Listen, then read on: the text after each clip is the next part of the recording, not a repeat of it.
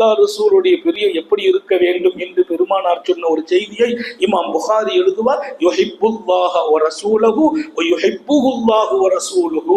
நாளைக்கு இந்த பொறுப்பை ஒருவரிடத்தில் கொடுப்பேன், அவர் அல்லாஹ்வை நேசிக்கிறார், ரசூலை நேசிக்கிறார், அல்லாஹ்வும் ரசூலும் அவரை நேசிக்கிறார்கள்.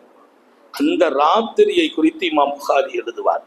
அந்த இரவு பொறுப்பை நாளை காலையில கொடுப்பேங்கிறாங்க சர்க்காரை ஆலம் ஸல்லல்லாஹு அலைஹி வஸல்லம். அந்த இரவு எப்படி இருந்தது என்று இமாம் புகாரி எழுதுவார். சஹாபிகள் அத்தனை பேரும் படுத்திருந்தார்கள். உடல் பூமியில் இருந்தது, கண்கள் எல்லாம் மூடி இருந்தது, கல்வெல்லாம் உறங்கவில்லை. அவர்கள் சிந்தித்துக் கொண்டிருந்தார்கள், நான் அல்லாஹ்வை நேசிக்கிறேன், ரசூலை நேசிக்கிறேன், அல்லாஹ்வும் ரசூலும் எங்களை நேசிக்கிறார்களா, அந்த இடத்துல என் பேர் இருக்குமா என்று எல்லோரும் யோசித்தார்கள். ஒவ்வொருவர்களின் இரவும் தூக்கம் இன்மையால் கழிந்தது. அந்த சிபத்துக்கு அதை விட இன்னொரு செய்திய புகாரிமா முடிக்கும் போது சொல்வாங்க, எல்லாருமே காலையில வர்ற போது நம்பிக்கையோடு வந்தாங்க, அந்த சிபத்து நம்மகிட்ட இருக்குதுன்னு எல்லாருக்கும் நம்பிக்கை இருந்துச்சு. அல்லாஹ் நமக்கு அந்த தௌஃபீக வழங்குவானா.